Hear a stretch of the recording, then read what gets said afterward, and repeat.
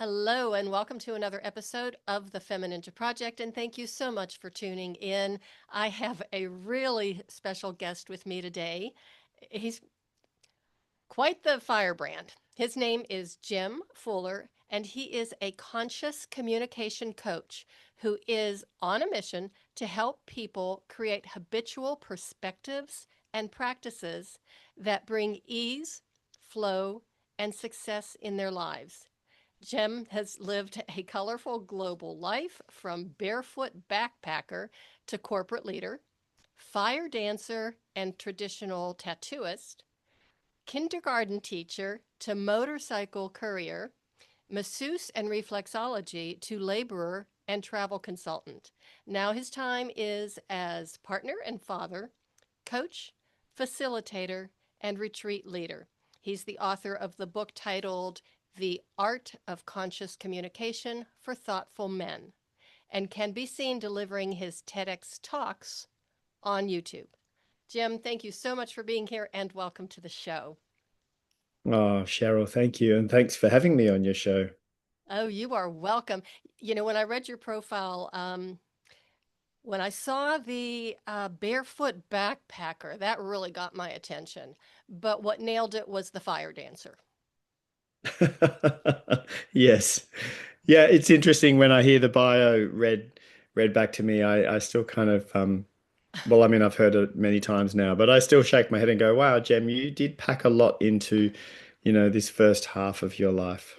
You certainly did. And that's exactly what I was thinking. It was like, how did he keep all of these different compartments of himself or pieces of yourself and going from well, I want to hear about the barefoot backpacking.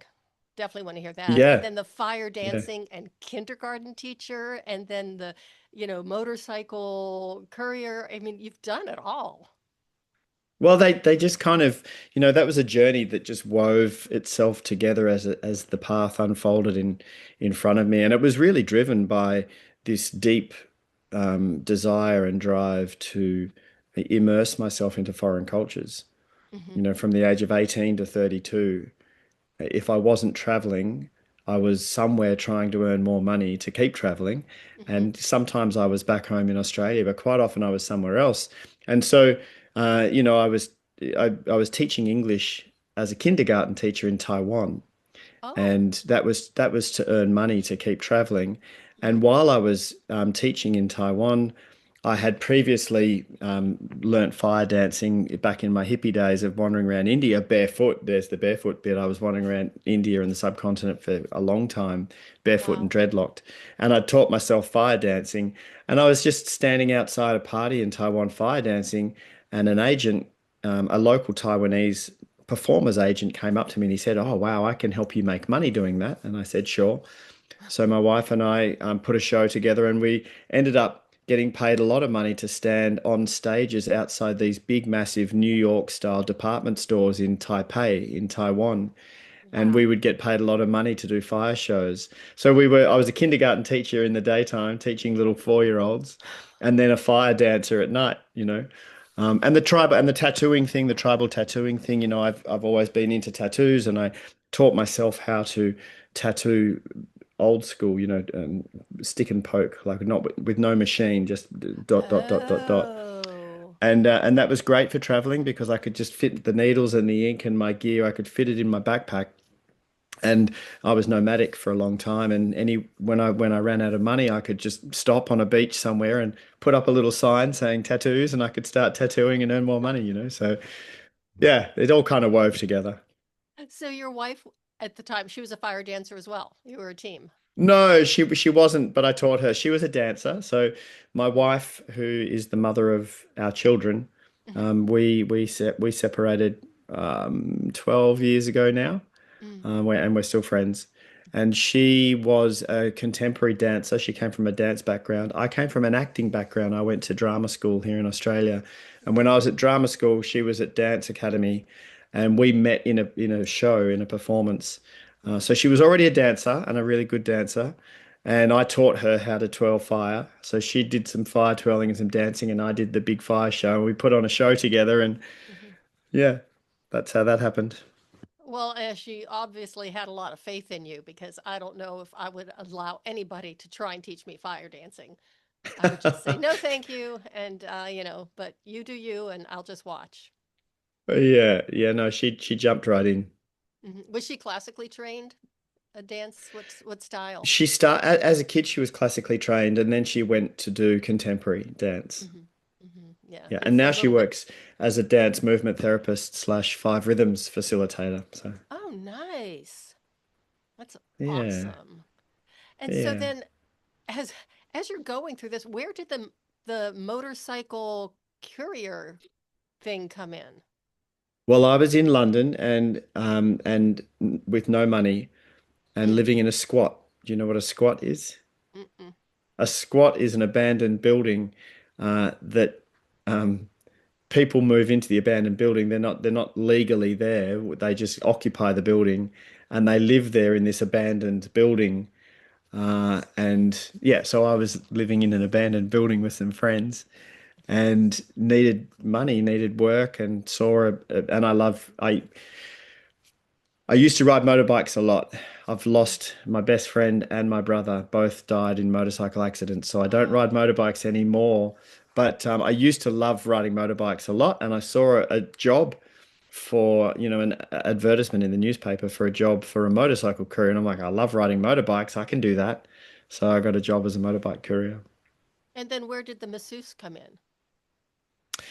That was another chat. That was a different chapter. I have been always just organically and intuitively interested in energy and energy work and healing. And so as a teenager and through my 20s, I just organically would practice that more alternative healing work. Mm-hmm. And then in my when was it? When was that? That was yeah, I think when I'd just come out of drama school, I thought I'd better get another string on my bow just to help Mm-hmm. because actors spend a lot of time out of work. So I went Mm-hmm. and studied Chinese massage and became qualified as a Ooh. Chinese masseuse. Then I went and studied reflexology and I became a qualified reflexologist. And then through another chapter, became indoctrinated, brought into Reiki.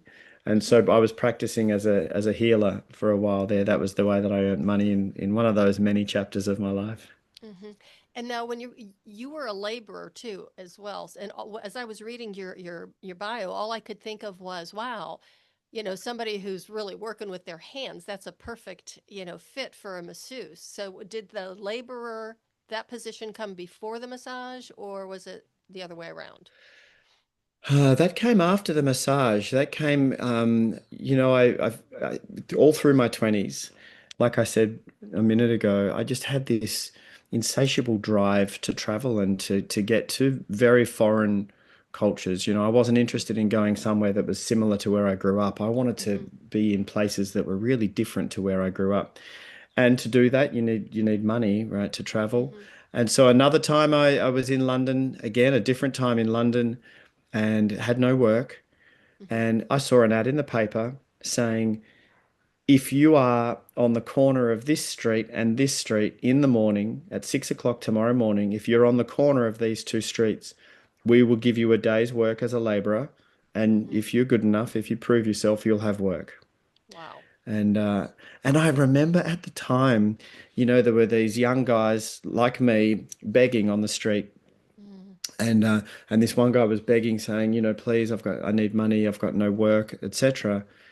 And I went and sat down next to him, and I said, hey man, you can work for your money. You don't have to ask me for it. I don't have any money either. But what you can work for. He goes, and he said, no, I can't. I can't get work. I don't have an address. I don't have this. I don't have this and this and this. I said, neither do I, man. Come with me tomorrow morning. They're offering a day of work. All we have to do is show up at this address, but you can earn your money. And he didn't come. Mm-hmm. And I remember contemplating that and thinking about that, and now as an older man with much more compassion, I look back and understand that he wasn't able to get himself there psychologically, emotionally. He wasn't able to get himself out of the identity of being homeless and Oh. where he was at. I understand that now, but at the time I was, how old was I? 19 or 20. And I was like, dude, if you want money, work for it. That's how what I was thinking. And there's work here like, come, let's do this. Anyway, so that's how I started laboring and I worked as a laborer and one thing led to another. And then I ended up getting some skills and working um, as a cable guy in these big industrial projects in the East End of London. So that was a whole other chapter of working as the cable guy. Wow. So you weren't necessarily like a stonemason. You were working more with cables and that type of kind of like technology or Data and telephone cables. oh, Just okay. yeah, yeah. Data and telephone cables, laying them, and that was a whole thing. And did that for a while. Came back to Australia at some point and had a job for a year doing that Hmm. as well. It's kind of like a jack of all trades. I never stayed in a job more than, well, definitely not more than a year, Hmm. but usually not more than 6 months. I was just always on the move when I was younger. And it wasn't until I became a dad, when my then wife and I, when she was first pregnant with our first boy, which was 22 years ago. And I was like, wow, okay, the kids are coming. I've got kids need a bit of security. They certainly need food on the table and a roof over their heads, and they need some routine and some stability. So Hmm. we settled down in Australia, and I got a job. And because I'd been traveling for so long, I just got a job with a travel company, an international travel company, and I worked as a travel consultant, booking holidays for people and booking travel for people. And then worked my way up and ended up in the corporate world, which is something that I had vehemently avoided when I was younger. I was very anti-establishment and didn't want to be a part of the system and was very alternative. And that was this vagabond life traveling around the world, getting tattooed and stretched ears and piercing my lips and having mohawk. Very, very, very alternative. And then all of a sudden here I was in a suit and a tie. Wow. And I and I played that game and I played it really well and I ended up in senior leadership and I had 150 staff in my department of this travel company, and I bought into my division, and my business turned over $100 million a year, and I learned a lot about leadership in the corporate world and the how to communicate in that corporate space, Hmm. and the pressure points for people in terms of monthly net profit growth, etc., and all of the pressures that exist in that very very kind of high driven corporate environment, which I'm glad for. And I learned a lot about senior leadership as well. I did a lot of leadership training. And then when I had my midlife, people call it a midlife crisis. For me, it was a midlife awakening or a midlife remembering in my early 40s. And I had to hit rock bottom. I lost my way in that corporate world Uh-huh. and everything fell apart. So lost my marriage, lost my job, lost my house, lost all the stuff except for my Oh. two sons. Went Hmm. into the single parenting arrangement of week on, week off with my two boys. Hmm. But that was an absolute blessing. That time is when I discovered coaching and all of the self-development work that I've been practicing and teaching and sharing now for 15 years and almost 15 years. And so that was wonderful. And then I stayed in the one place then, and I've been based here in Australia ever since. And my boys are now just about to turn 22 in a couple of weeks, and 20. And I've got stepkids now. My beautiful partner and I have been together for 10 years, and she's got an 18-year-old, almost 19-year-old daughter, and a 16-year-old son. So we are a blended family now for the last 10 years. Hmm. And yeah, that's a bit of an overview of the journey.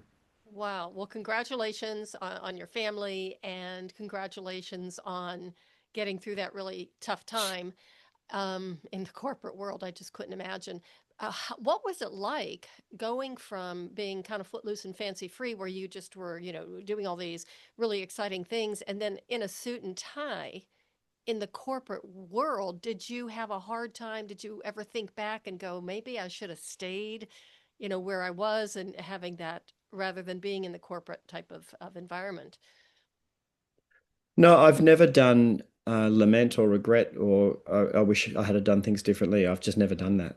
Hmm. I've always um, believed, and it started off as philosophy, but then it became just lived experience that Hmm. every decision I've ever made, the good, the bad, the ugly, I was supposed to make apparently because I did. I made it, and whether it led to pleasure or pain, whether it led to quote unquote success or quote unquote failure, didn't matter where the decision led. Apparently, it was the decision I was supposed to make because it then provided the experience after that, and that everything has happened for me Mm-hmm. to grow and learn from.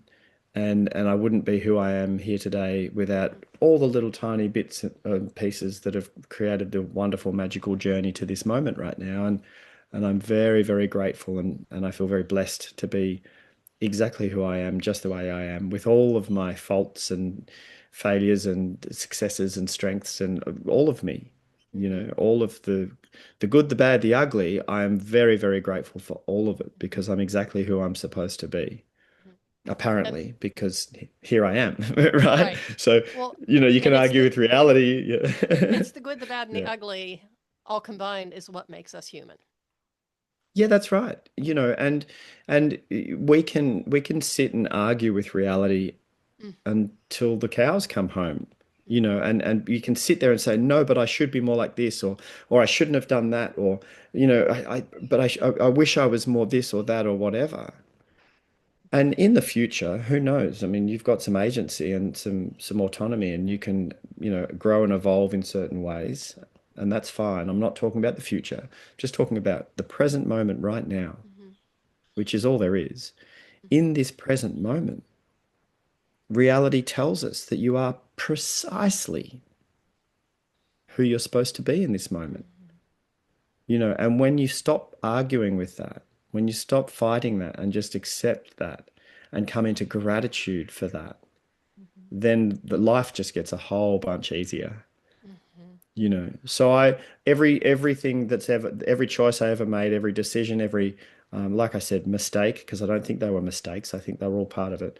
Everything that's ever happened was supposed to happen apparently, and I'm very grateful for it. Um, yeah, and the corporate world was interesting, but I was never in there going, oh, woe is me, I have to do this because I've got kids. I never did it disgruntled or carrying any kind of heaviness around it. I leant into it. I'm like, I'm a dad. I've got children. Mm-hmm. These beautiful little human beings are my boys, and I'm going to work hard for them so I can provide a life for them. I did it on purpose. Mm-hmm. I said to their mum at the time, what do you want? How do you want to do this? Do you want to be a working mum? Do you want to be a stay-at-home mum? Do you want to do a combination of both? You tell me. Mm-hmm. You tell me how you want this to be as a mum, and I've got you. I've got your back. I will do whatever. If you want me to work full time and provide, I'll do it with a smile on my face, Mm-hmm. not begrudgingly, you know. Or if you want to work as well, I'll share the home care, like whatever you want. Mm-hmm. And she said, in my heart of hearts, I want to be a full-time mum. Mm-hmm. And I said, great. That's beautiful. How adorable for our children to have their mum there full time Mm-hmm. you know. So I went to work and I did that.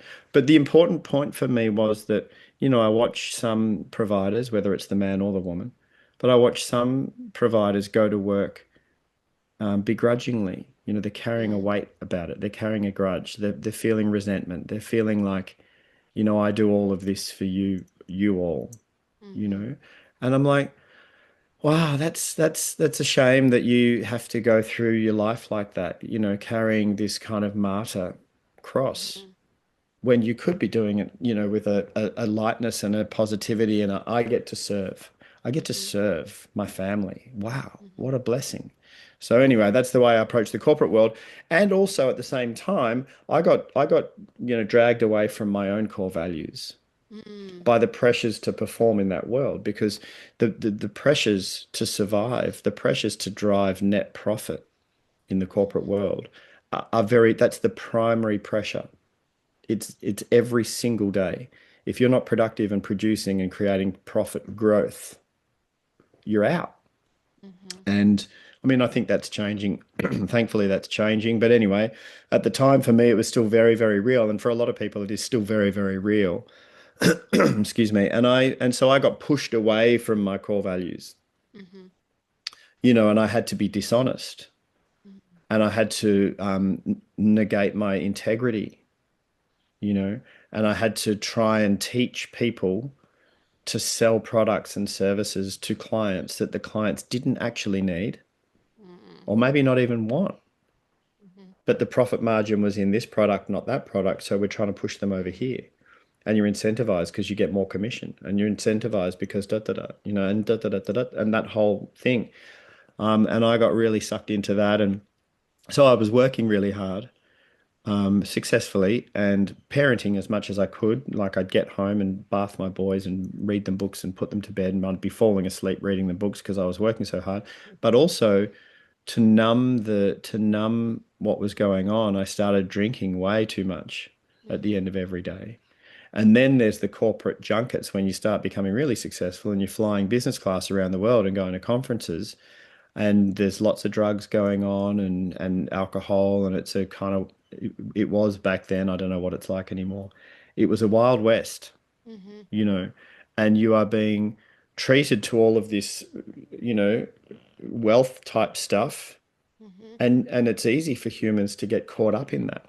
Mm-hmm. You know, I mean, it was never as full on for me as like The Wolf of Wall Street, that movie. It wasn't that full on for me, but it was on the path on the way to that.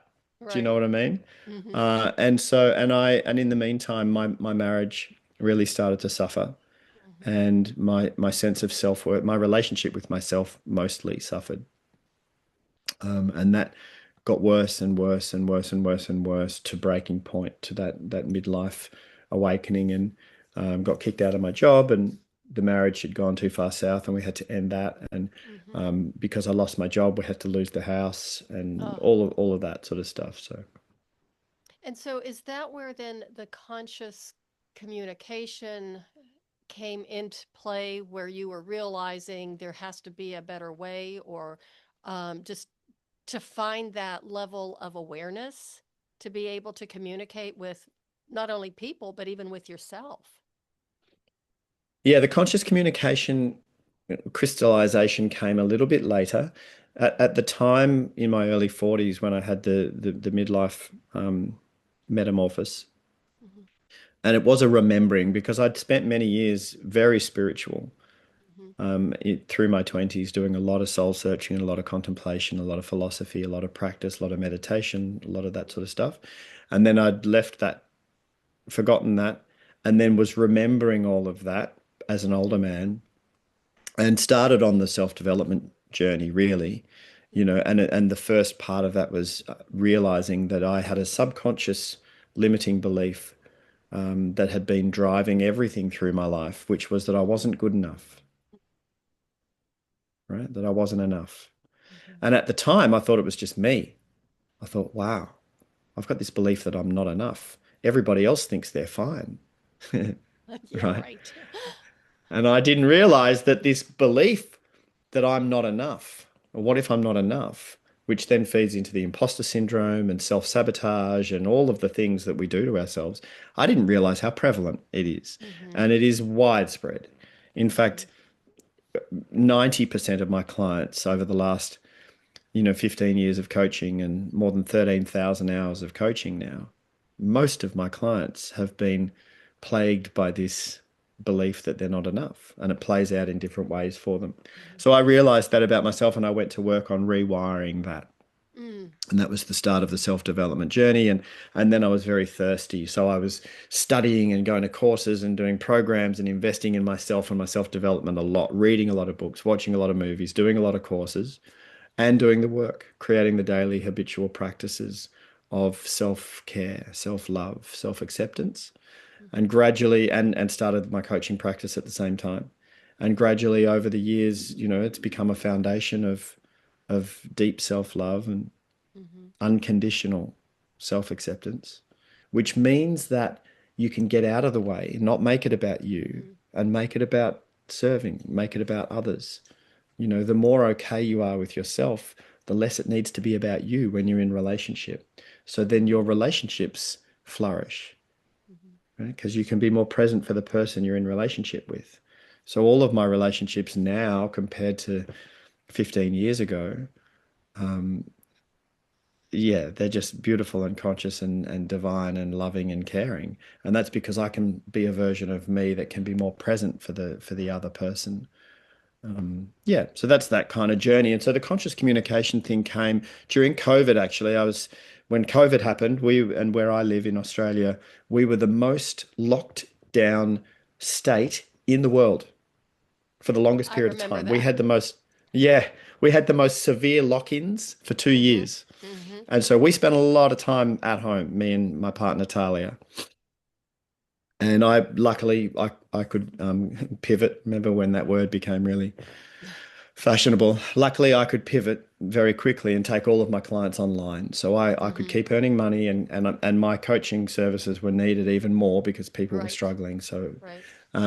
So I was lucky. My business doubled in size in the first year of COVID and then doubled again in the second year of COVID. So I was very lucky. And I had time to write. And I started writing my first book. And I thought, what am I going to write about? And then I thought, you know what?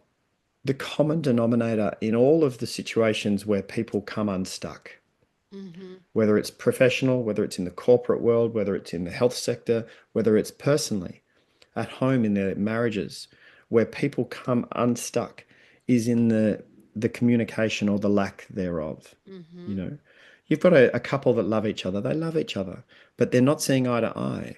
And it's just Mm-hmm. because they're miscommunicating. You Mm-hmm. know, there's one's speaking in a love language of this, and one Mm-hmm. speaking in a different love language, or one speaking from this place of ego and the other speaking from there. They're just missing each other. Or Mm-hmm. in the corporate world, you know, the head of the sales department and the head of the finance department, and they're in confrontation all the time, banging heads together. They both actually care about the organization's success. They both ultimately care about the same highest purpose outcome, but they're Mm-hmm. just miscommunicating. They're just missing each other in the communication piece. So there, you know, and at the same time, the world was deteriorating in these digital divides of difference. You know, people Mm-hmm. just shouting at each other with the caps lock on in what was Twitter and is now X, Mm-hmm. and social media platforms, and people just divided by the algorithms, making them click on inflammatory stuff, and the communication was deteriorating into a shouting match. And a black or white, you know, a Democrat or Republican, a pro-choice or a pro-life or a pro-vax or an anti-vax. You know, people Mm-hmm. were being divided into hatred. And again, the piece that was deteriorating was the communication, Mm-hmm. you know. So I still to this day believe that communication is a fundamental and very, very important part of us Mm-hmm. humans, not only surviving but flourishing as a Mm-hmm. species, and that we need to remember that and curate that, come back to cultivating our ability to communicate again. Mm-hmm. And going back, remembering that time, with COVID and the Yeah. shouting and the screaming and everything, and, pitting against each other or different groups or whatever. Do you think maybe some of that was actually, you know, what do I say, intentional or manufactured, or, it was almost like set up for us to start fighting with each other? Yeah, look, a combination of both. I think the social media algorithms were designed to um, take our attention. Mm-hmm. So that was an attention-based economy. Facebook wanted us to be on Facebook as much as possible. Instagram wanted us to be on Instagram as much as possible, all of them. And Mm-hmm. so the algorithms were designed to get your attention and keep it. Mm-hmm.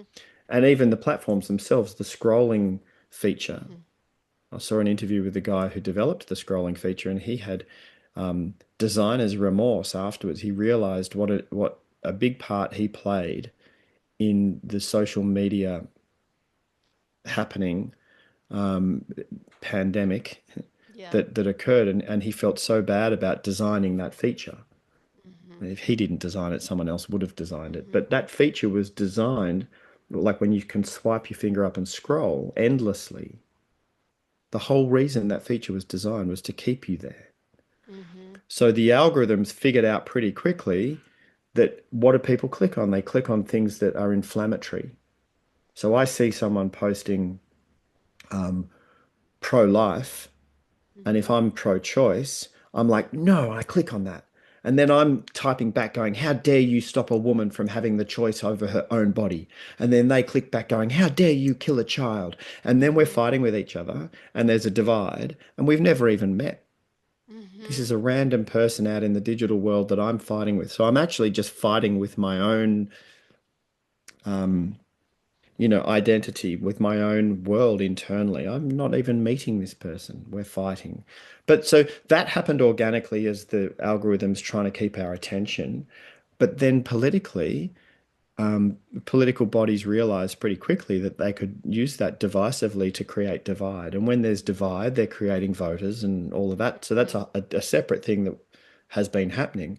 But it happened in countries like Myanmar, Burma, where Facebook was used to mobilize a massive, horrible cultural cleansing movement in Burma.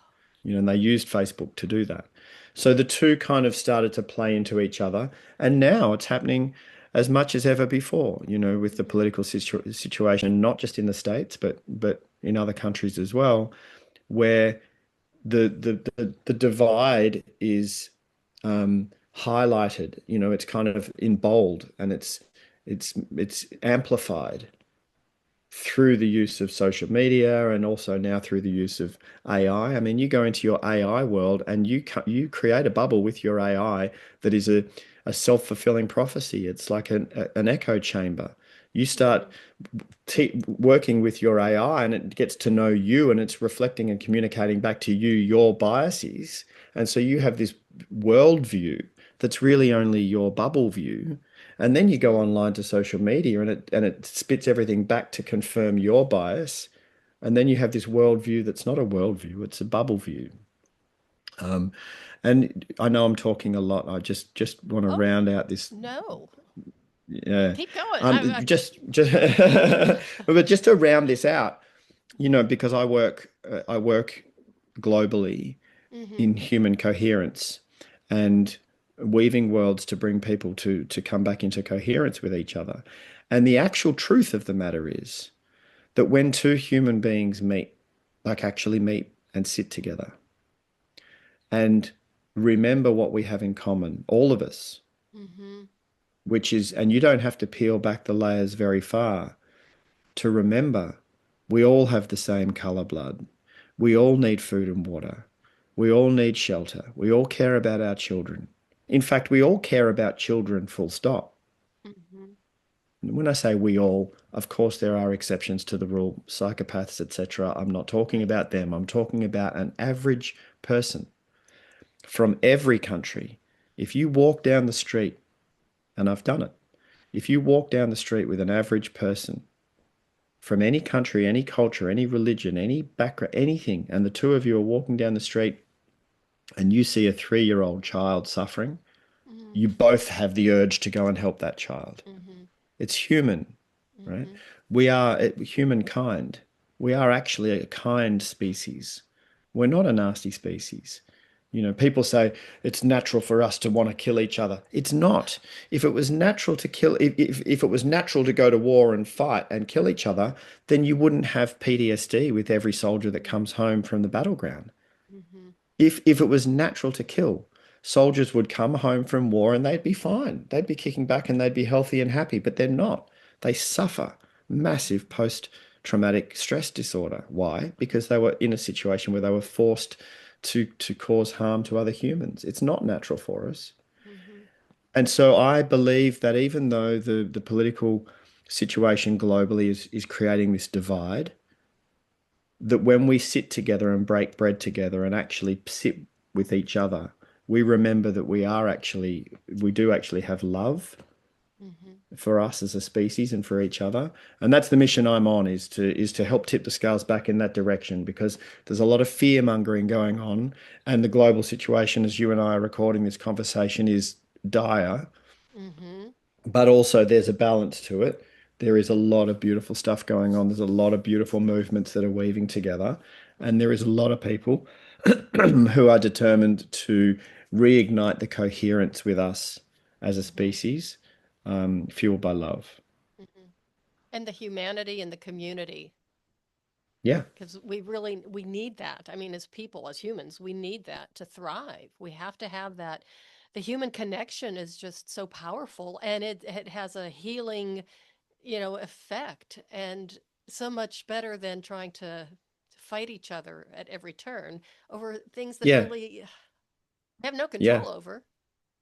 Yeah, yeah, we do need each other. We're a social species. We could not have evolved off the savannah plains, and survived the lions and crocodiles and whatever.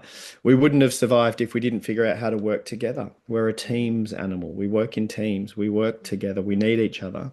Hmm. And you're right. We've got to come back into community. And look, it's really interesting because AI quite possibly could come up and has already started to come up with solutions to some of the biggest problems that we've created Hmm. through our ignorance. AI is going to come up with some of the solutions to that. We could potentially move into the direction towards a more utopian future if we can get through the next little chapter of change, where abundance, true abundance, abundance of energy, abundance of food, abundance of the needs that we have becomes prevalent. And if Hmm. we can coordinate together as a global community, and I know this is idealistic, and some people are listening saying, "Oh, Jem, that'll never happen," and blah blah blah. Even if we can't get there, we should be aiming for it, Hmm. right? Because what do? You either give up and go, "Oh well, there's no point trying. We're just going to all kill each other and give up," or you lean in and go, "No, I'm going to keep some hope going that we can improve as a species," right? And I know which choice leads to a happier life, so I'm leaning in with hope. And we should be aiming for abundance. We should be aiming for um, the distribution of wealth and resource Hmm. so that people can have access to food and water, right? And this is something that we can head towards, and AI can help us do it. So that's the direction that obviously I'm hoping we go in, and that's I'm playing my little small little part to try and help Hmm. that. Well, I think you're doing a fabulous job of it. So, when did you decide it was time to write a book? Because writing a book is really not necessarily for the faint of heart. Yeah, I mean, well, I always kind of felt that I was going to write a book. I've written for as long as I can remember. I've written songs since I was a kid. I'm a muso. I still writing songs is my therapy and poetry. And all those years of traveling, I was always journaling, always Hmm. writing. So I've always enjoyed writing and expressing myself through the written word. Hmm. So I always knew that there would be a book or more. And then as a coach and you're running your own coaching consultancy and everyone says write a book, it's your business card, and Hmm. it positions you as an expert and all the reasons why you should write a book. And it was funny when I found myself writing this book, and this book just came through me very easily. I wrote this book pretty much one pass, and it came through me in a few months. The book was written. Wow. And I had the time of COVID to do it, but in between every client that I was coaching, I was writing, and then sharing it with my partner.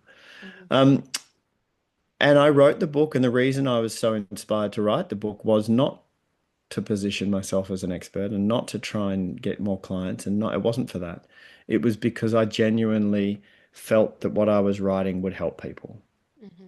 you know.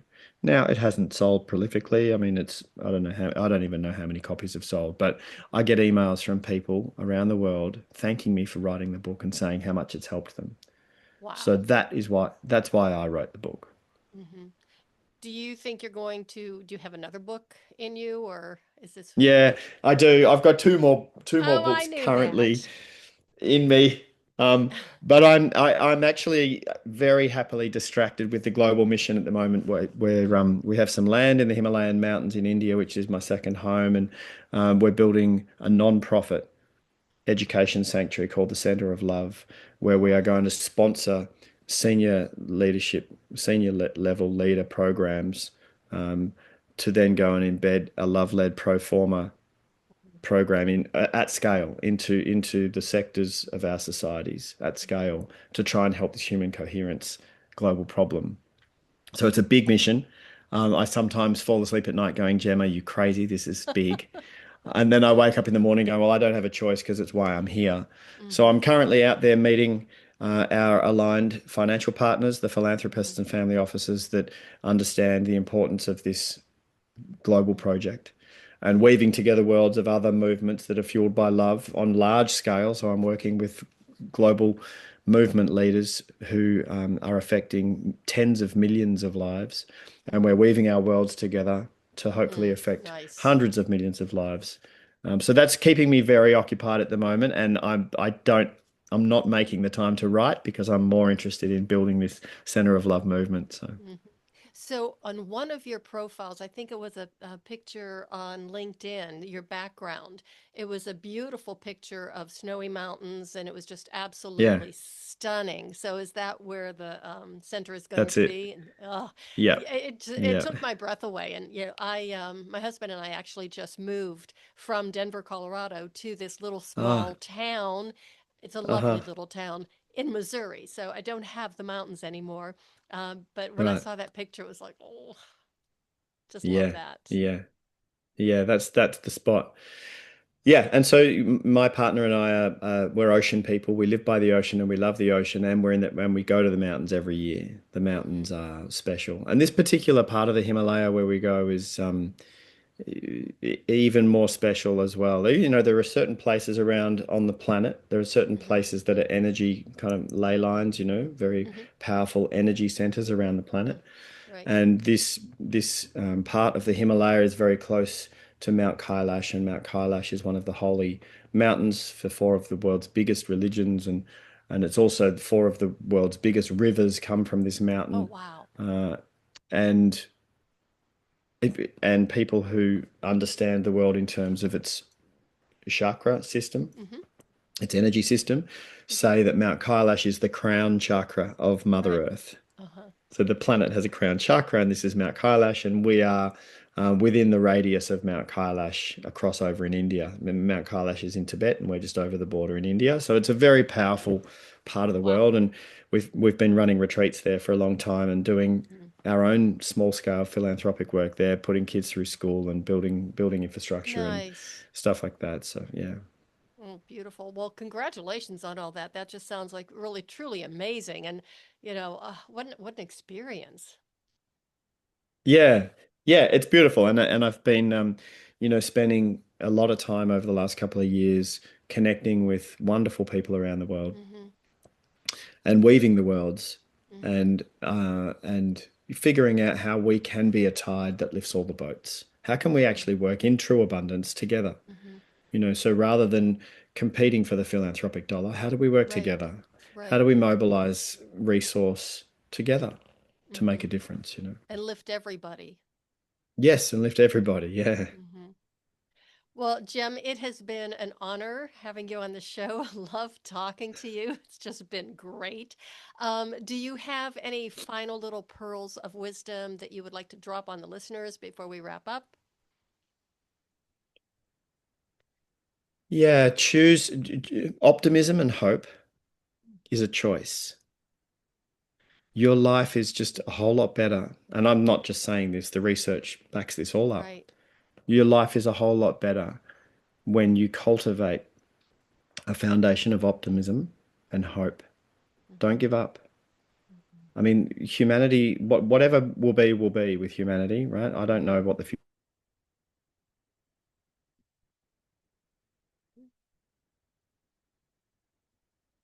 You just froze on me.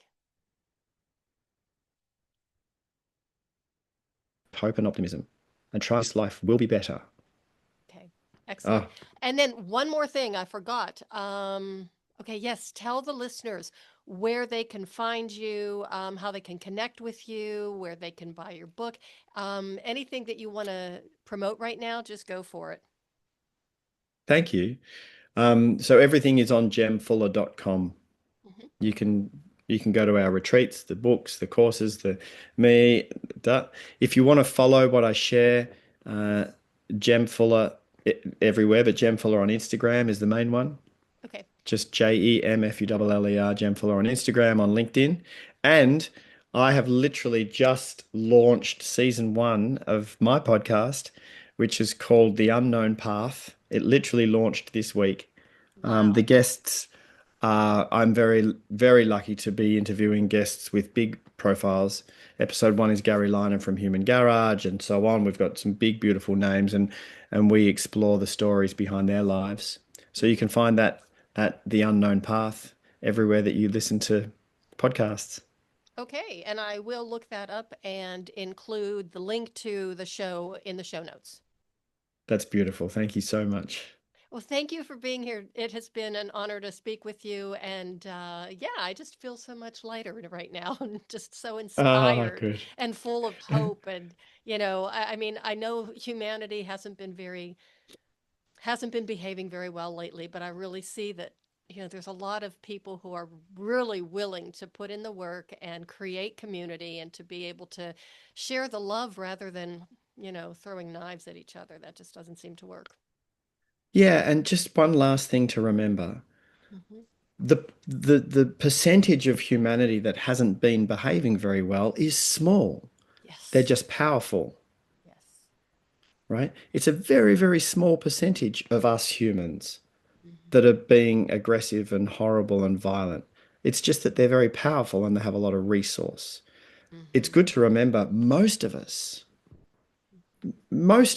I'm going to say 90% of humans wake up in the morning just wanting to live a peaceful day and to try and Yeah. be a good person and to try and be a nice person. That's most of us. So it's good to remember that balance. That's. Okay. Well, once again, thank you so much for being here, and I really appreciate it. It's been an honor to have you on the show. Thanks, Cheryl. Everybody, thank you so much for listening. I really appreciate it. And boy, really take some of these words of wisdom and the message of hope and love and community and conscious awareness and paying attention to yourself. Apply that to your everyday life. I just know if more of us did this, the world would be a much better place. And that is my hope for all of us. And that is the way of the FemiNinja.